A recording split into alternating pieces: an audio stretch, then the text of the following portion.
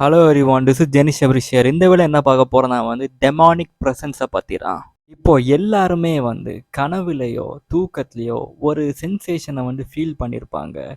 இந்த light off பண்ண உடனே இந்த இருட்லையுமே ஒரு கருத்த உருவம், மனித ரூபத்தில் உள்ள ஒரு கருத்த உருவம் நம்ம ரூம்லையோ இல்லை நம்ம கனவுலையோ இருக்கிற மாதிரி அதை பார்த்துட்டு நம்ம எலும்ப ட்ரை பண்ணும்போது நம்ம உடம்பு எல்லாமே பேரலைஸ்டா ஆயிருக்கும்.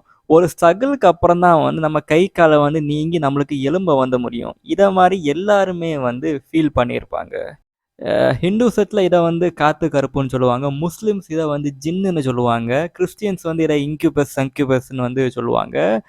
இன்டர்நெட்ல இந்த மாதிரி உள்ள இருக்க பேரு ஷேடோ பீப்புள்னு சொல்லுவாங்க. இருட்டு மனிதர்கள். காலத்தை தாண்டி, இடத்தை தாண்டி, இந்த கண்ட்ரி, இந்த ஸ்டேட் இதெல்லாம் தாண்டி, வயசை தாண்டியும் கூட சின்ன பிள்ளையில இருந்து வயசான ஆள் வரைக்கும் எல்லாருமே இந்த ஒரு ஃபீலிங்கை அடைஞ்சிருப்பாங்க. யாரு இந்த ஷேடோ பீப்புள், இந்த இருட்டு மனிதர்கள் யாரு? அவங்க இந்த உலகத்துல உள்ளவங்களா, இல்ல நம்ம அறிவுல உள்ளவங்களா? அதை பத்தி தான் இந்த வீடியோல நம்ம பார்க்க போறோம். ஆந்த்ரோபாலஜிக்கல் படி பார்த்தீங்கன்னா மனுஷங்க டயர்னல் கிரீச்சர்ஸ். சூரியன் உதிக்கும் போறதான் நம்ம எழும்புவோம். சூரியன் போன பிறகு நம்ம வீட்டுக்குள்ள போய் தூங்கிடுவோம். இருட்டை பார்த்து நம்மளுக்கு எப்பவுமே ஒரு பயம் இருந்திருக்கு. நம்ம வெளியே போனா மற்ற விலங்குகள் நம்மளை அடிச்சு கொண்டு தின்றதுக்கு நிறைய வாய்ப்பு அப்போ இருந்து இப்போ கூட இருக்கு. இப்போ நம்ம இருட்டு மனிதர்களை பத்தி பார்ப்போம். இவங்க நம்ம தூக்கத்துல இருக்கும் போறோம் இல்ல கனவுலையும் தான் இவங்க வராங்க. இவங்க யாருன்னு பார்த்தீங்கன்னா நம்ம சப்ரஸ் பண்ண எமோஷன்ஸ். நம்ம எல்லாருமே சில விஷயம் உண்மைன்னு தெரிஞ்சாலும் நம்ம அதை ரிஜெக்ட் பண்ணுவோம். அதை ஏத்துக்க மாட்டோம். வேண்டாம், நான் இந்த நம்பிக்கையில இருந்துடுறேன், அது வேண்டான்னு சொல்லி நம்ம பிளைண்டாத் ஒரு பிலீஃப் சிஸ்டத்துல இருப்போம். நீ ஒடுக்கி வச்ச இந்த எண்ணங்கள் உனக்கு சுயநலத்துக்குள்ள வரக்கூடியது தான் இந்த ஷேடோ பீப்புள். நான் 10 வயசு கீழே இருக்கும்போது எனக்கு ஃபர்ஸ்ட் ஷேடோ பீப்புள் இன்சிடென்ட் நடக்கு. ஒரு உருவம் எனக்கு கிச்சன் அந்த டைனிங் டேபிள்ல இருந்து வெளியே வருது. வெளியே அது ஓடி என் கழுத்தை பிடிச்சு நசுக்குது. நான் என் தூக்கத்துலேருந்து எழும்பும்போது எனக்கு அந்த வயசுல என்ன நினைக்கணும்னே தெரியல. இப்போ 2 நாளுக்கு முன்னாடி கூட எனக்கு லேட்டஸ்டா ஒரு ஷேடோ பீப்புள் இன்சிடென்ட் நடந்து. ஆனா அந்த இன்சிடென்ட்ல நான் தான் ஜெயிச்சேன். ஆனா பெரியார் சொன்ன பகுத்தறிவை நான் வளர்த்தனால எனக்கு இப்போ லேட்டஸ்டா நடந்த இன்சிடென்ட்ல என்னால ஜெயிக்க முடிஞ்சு. இன்னொரு இன்சிடென்ட் என்னன்னா நானும் எனக்கு கிளாஸ்மேட்ஸும் எல்என்டி காஞ்சிபுரத்தில் போய் ஒரு இன்டர்ன்ஷிப்பை முடித்து திருப்பி வர வழியில் நாங்கள் நிறைய பேய் கடையை பேசினோம் பஸ்ஸில் இருந்து. அதில் எனக்கு ஃப்ரெண்டு என்கிட்ட ஒரு கடையை சொன்னான். அவங்க அம்மா இடத்துல போகக்கூடாதுன்னு சொன்ன இடத்துல இவங்க ஃப்ரெண்ட்ஸாக போய் இந்த பைக்கில் சுட்டி திருப்பி வரும்போது ராத்திரி இவனுக்கு ஒரு கனவு வந்திருக்கு.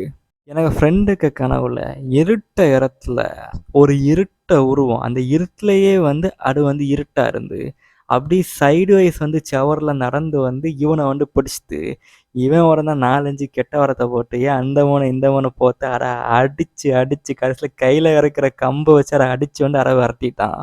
கொஞ்ச நாள் கழிச்சு அவன் விரட்டின அந்த கருத்தவரும் திருப்பி அவங்கிட்டயே மூஞ்சுக்கு நேரம் நீ என்ன அப்பா அடிச்சு விரட்டின பார்த்தே இப்ப நான் திருப்பி வந்துட்டேன் பாருன்னு அவங்கிட்டயே அந்த உருவம் சொல்லிச்சான். இதை நாங்க பஸ்ல திருப்பி வரும்போது என்கிட்ட சொன்னான். இன்னொரு இன்சிடென்ட் என்னன்னா இப்ப சொல்லலாம். நாங்க காலேஜ் படிச்சிருக்கும் போது ஒரு பொண்ணுக்கு பேய் பிடிச்சு. நான் எனக்கு ஃப்ரெண்டுக்கு ரூமு, அவன் ரூம்மேட்ஸ் கூட இருப்பான். அவன் ரூமில் போய் கேம்ஸ் எல்லாம் இருந்தால் பேசி ஒரு மாதிரி இந்த கேம்ஸில் லேப்டாப்பில் கேம்ஸ் எல்லாம் விளையாடிட்டு நான் திருப்பி வருவேன். அவங்களுக்கு பக்கத்து வீட்டிலேயே 2 பொண்ணுங்க தங்கியிருந்து. ஒரு நாள் எனக்கு ஃப்ரெண்டு சொல்கிறான் டேய் உனக்கு தெரியும் தானே அந்த பொண்ணுக்கு பேய் பிடிச்சிட்டுன்னு. எனக்கு என்னடா சொல்லுற, அந்த பொண்ணுக்கே பேய் பிடிச்சேன்னு. அந்த பொண்ணு மலையாளி. அந்த பொண்ணுக்கு தமிழ் தெரியாது. ஆனா ஒரு நாள் தமிழ்ல பேசிட்டு இருக்கா ஃப்ளூவன்ட் ஆட்டு. அதுக்கப்புறம் இந்த தலைகுத்த நின்று நடக்கிறது, அவங்க வீட்டுல இருந்து அவளை கொண்டு போறதுக்கு ஆளுங்க வந்த பிறகு கூட அவங்களுக்கு பிடியில நிக்காம படித்தட்டுல இருந்து கீழே விழுந்து அதுல இருந்து சிரிச்சுட்டு இருந்தா. அப்புறம் அந்த பொண்ணுக்கு ஹெச்ஓடி எல்லாம் அந்த வீடை சுத்தி பார்த்து ஒரு ஆணியை அடிச்சு இப்போ இந்த வீட்டில் ஒரு பிரச்சனையுமே இல்லை. இந்த வீட்டுக்கு பக்கத்துலேயே ஒரு மரம் இருந்து நான் ரேண்டமாக முந்தி அங்கே போகும்போது ஒரு ஃபோட்டோ எடுத்தேன். அந்த ஃபோட்டோல வந்து இந்த மரம் வந்து தெரியுது. இந்த மரத்துலயாக்கும் அந்த பேய் வந்து இருந்தான். இந்த மரத்துல இருந்தா வந்து அந்த பொண்ணுக்குள்ள போச்சாம். அந்த பேய் வந்து ஒரு தமிழ் பேய் தான். நான் வந்து பேர வந்து அந்த ஹெச்ஓடி சொன்னான். அத வந்து என் ஃப்ரெண்ட் என்கிட்ட சொன்னான். அந்த மொட்டை மாடியில இருந்து சூசைட் பண்ணி செத்தாளாம். அவளுக்கு செக்ஸ் வைக்கணும்னு ஆசையா. அதனால தான் இந்த பொண்ணுக்குள்ள வந்து போச்சாம். நான் வந்து என் ஃப்ரெண்டு கிட்ட என்ன சொன்னேன்னா வந்து இந்த லாங்குவேஜ் வந்து பேசுறது வந்து சைக்காலஜிலேயே வந்து உண்டு. நெறைய பேர் வந்து ஒரு ஹெட் இன்ஜுரிக்கு அப்புறம் வந்து நெறைய லாங்குவேஜ வந்து பேச தொடங்குவாங்க. நெறைய ஆக்சென்ட்ல கூட பேச தொடங்குவாங்க. இது வந்து போன வருஷம் நடந்தது. அப்புறம் வந்து அந்த வீட்ல இருந்து கூட இந்த 2 பொண்ணுங்களும் வந்து போயிட்டாங்க. அந்த வீட்ல வந்து அப்புறம் பழக்கம் வந்து இருந்தாங்க. அதுல வந்து எனக்கு ஃப்ரெண்டும் வந்து அங்க வந்து தங்குனான். எனக்கு சொன்னேன் இந்த எனக்கு இன்னொரு ஃப்ரெண்ட் இருந்த வீட்ல வந்து அவனுக்கு ரூம்மேட்ஸ் எல்லாம் போய் அதுலயும் எனக்கு நெறைய ஃப்ரெண்ட்ஸ் வந்து தங்குனாங்க. நான் லீவு கிடைக்கும் போதெல்லாம் அங்க போய் வந்து இருப்பேன். அப்போ புதுசா அவங்க இன்னொரு ஒரு கதையும் சொன்னாங்க. இப்போ கூட இங்க வந்து அங்கங்க சவுண்ட் வந்து கேட்குன்னு. அப்போ நான் என்ன சொன்னேன்னா வந்து, "இதை பாரு, இப்போ வந்து இந்த இடத்துல ஒரு பொண்ணும் இல்ல. அந்த பேய் ஒரு ஆம்பளைக்கு உள்ள தான் போனா போவும். அதனால ஜாக்கிரதையா இருந்துக்கோங்கன்னு." உடனே நாங்க எல்லாருமே சிரிச்சோம் அப்போ.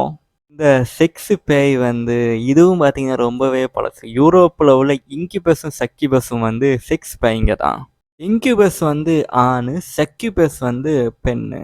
இதுங்க ஃபுல்லாவே அப்போ உள்ள அந்த கிறிஸ்டியன் ரீஜன்ல வந்து ஃபுல்லாவே இதுங்களுக்கு அந்த லீலைகள் தான் வந்து நிறைஞ்சிருக்கும் ஃபுல்லா யூரோப் ஃபுல்லா. கிறிஸ்டியானிட்டில வந்து இந்த செக்ஷுவல் ப்ளஷர பண்ணக்கூடாது. அதுலேருந்து நம்ம கண்ட்ரோல் பண்ணி வெளிய வந்துரணும்னு ஒரு ஒரு ஐடியாவ வந்து அப்போ ஃபாலோ பண்ணிட்டு இருந்தாங்க. இப்போ உள்ள டாக்டர்ஸ்கிட்ட கேட்டீங்கன்னா வந்து, அத யூஸ் பண்றதுக்கு தான் வந்து அந்த உறுப்புங்கலாம் இருக்கு. ஸோ, அத வந்து நீ ஸ்டாப் பண்ணி இருந்தன்னா வந்து, ஒரு ஆண் வந்து அத ஸ்டாப் பண்ணி இருந்தான்னா வந்து, அவன் தூங்கும்போது அவனுக்கு அந்த ஸ்பெர்ம் வந்து எல்லாம் வெளிய வந்துரும். அது வெளிய வரும்போது அவனுக்கு கனவுல வந்து ஒரு எராட்டிக் ஃபீலிங்காத்தி இருக்கும். அவன் காலையில எழும்பி பார்க்கும்போது வந்து, அவன் நெனைப்பான் வந்து, "ஐய்யய்யோ! சக்யூபஸ் வந்து நம்மகிட்ட உடலுறவு பண்ணிட்டு போயிட்டேன்னு." ஒரு பெண்ணுக்கு இந்த மாரி நடந்தா வந்து, அதுக்கு வந்து இன்கியூபஸ் தான் வந்து காரணம்.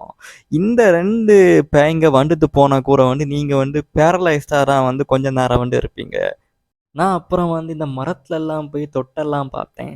இந்த இடத்துல இருந்தா அந்த பேய் போச்சுன்னு. ஏன்னா வந்து இந்த மரத்துல இருந்து பேய் போறது வந்து ரொம்ப காமனான ஒரு விஷயம். இன்னொரு இன்சிடென்ட் என்னன்னா வந்து, நான் ஹாஸ்டல்ல இருக்கும்போது, எனக்கு ஃப்ரெண்டு வந்து அதே ஃப்ளோர்ல வந்து வேற ஒரு ரூம்ல வந்து இருந்தான். அவனுக்கு ரூம்மேட் வந்து ஒரு பொண்ண வந்து லவ் பண்ணிட்டு இருந்தான். அந்த பொண்ணு வந்து அந்த பையன வந்து லவ் பண்ணிட்டு இருந்து. நான் வந்து அந்த பொண்ண பார்த்துருக்கேன். குண்டா வெள்ளையா இருக்கும். அந்த பொண்ணுக்கும் அந்த பையனுக்கும் எப்பலாம் சண்டை நடக்கிறோ, எனக்கு ஃப்ரெண்டு கிட்ட தான் அந்த பொண்ணு கால் பண்ணி, அந்த பையனுகிட்ட வந்து அந்த பொண்ணு வந்து பேசும். இந்த செமஸ்டர் வந்து ஒரு நியூஸ் வருது.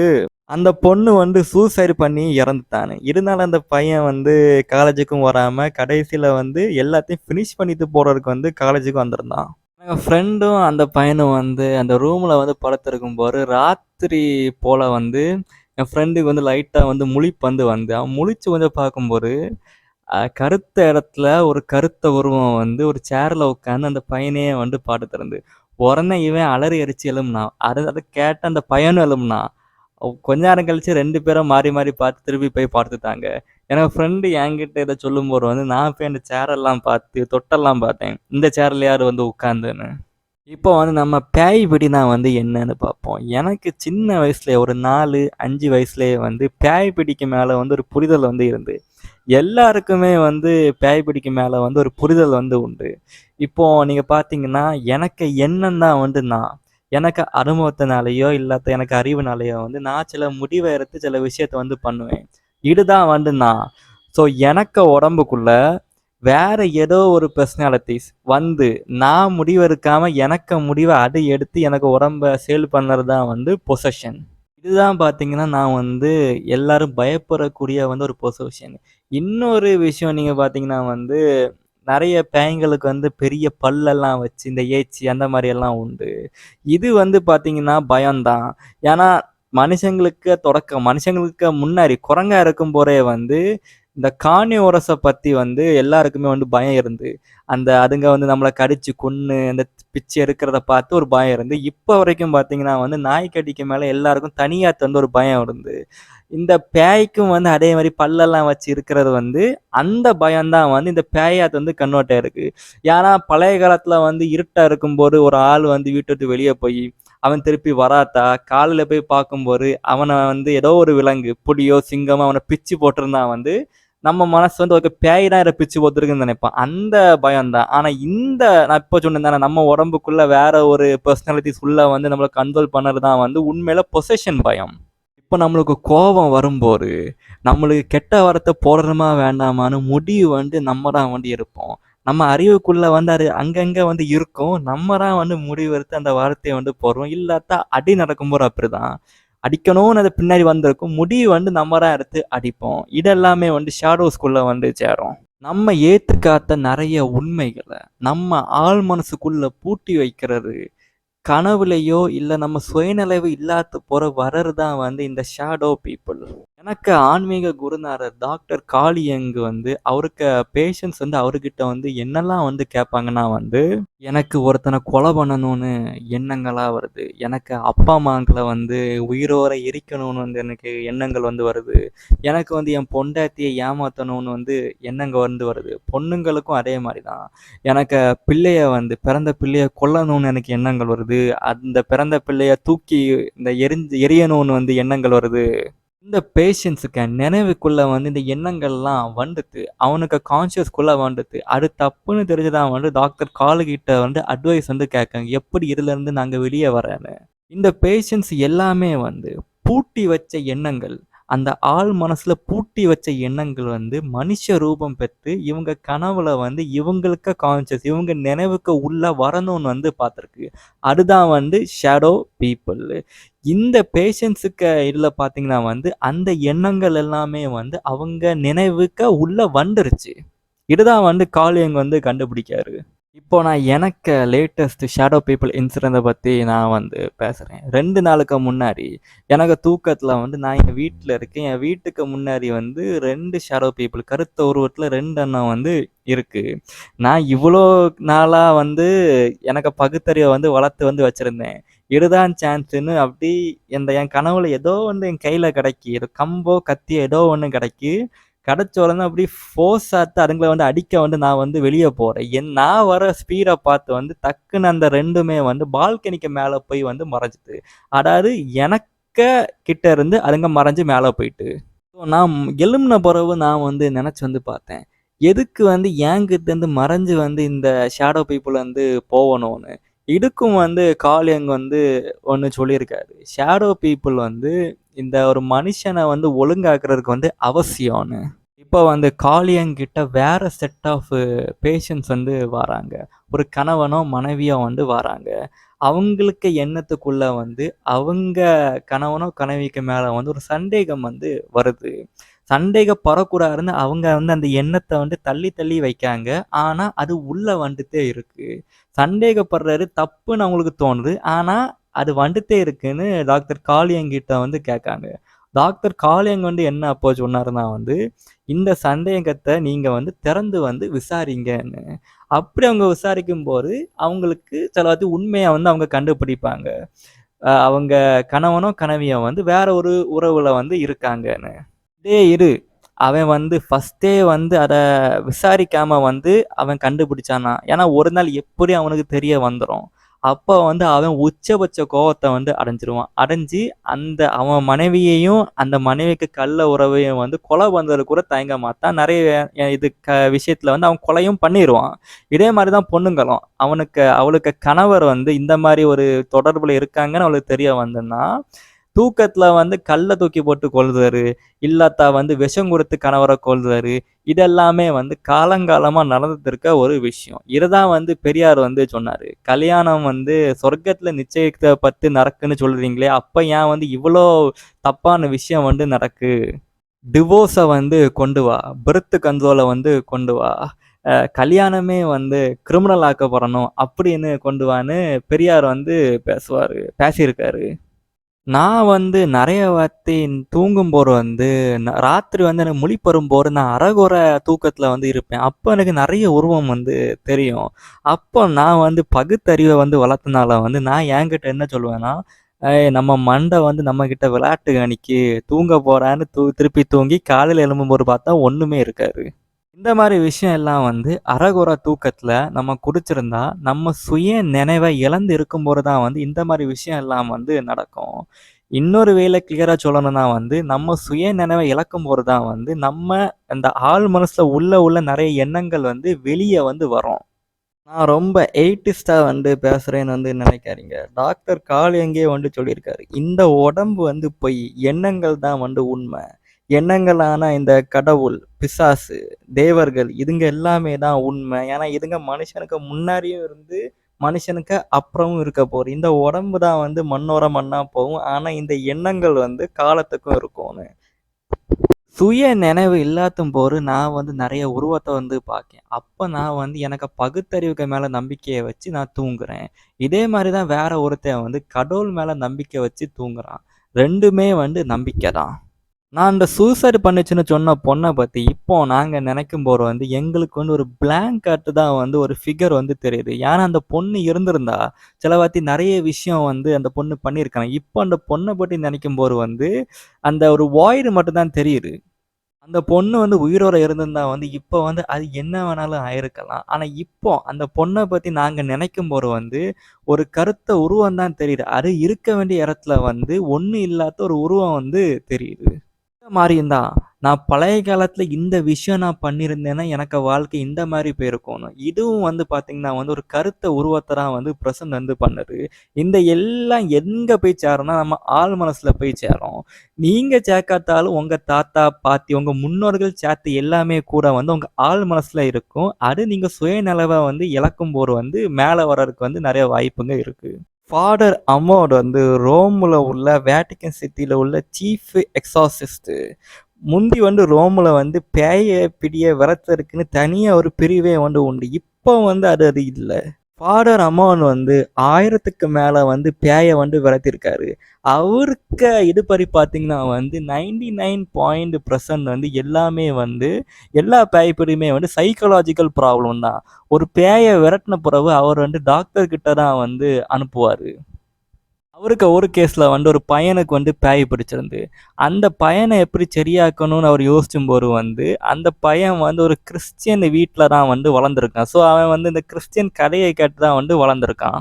இப்போ வந்து ரீசென்ட் டைம்ல பார்த்தீங்கன்னா வந்து, நம்ம வந்து லைட்டா வந்து இருமுவோம், காஃப் பண்ணுவோம். காஃப் பண்ண உடனே வந்து நம்ம நெட்ல அடிச்சு பார்த்தோன்னே, பெரிய பெரிய நோய்க்கு சிம்ப்டம்ஸாட்டு இருக்குமோன்னு, அந்த நெனப்பிலேயே வந்து நம்மளுக்கு எல்லா உடம்பும் சரியில்லாம போயிரும். அதே மாரி தான் இந்த பேய் பிடியும். நாய் பிடிச்சா இதெல்லாம் பண்ணுவாங்க. அந்த பையனுக்கு சின்ன வயசுல இருந்து அவனுக்கு அறிவிலையும், மனசுலயும் வந்து ஊறி போயிருக்கு. ஸோ, அப்ப அவனுக்கு ஏதாவது ஒண்ணு அந்த மாரி நடக்கும்போது வந்து, அவனே அவன நினைக்கான் நம்மளுக்கு பேய் பிடிச்சுதுன்னு.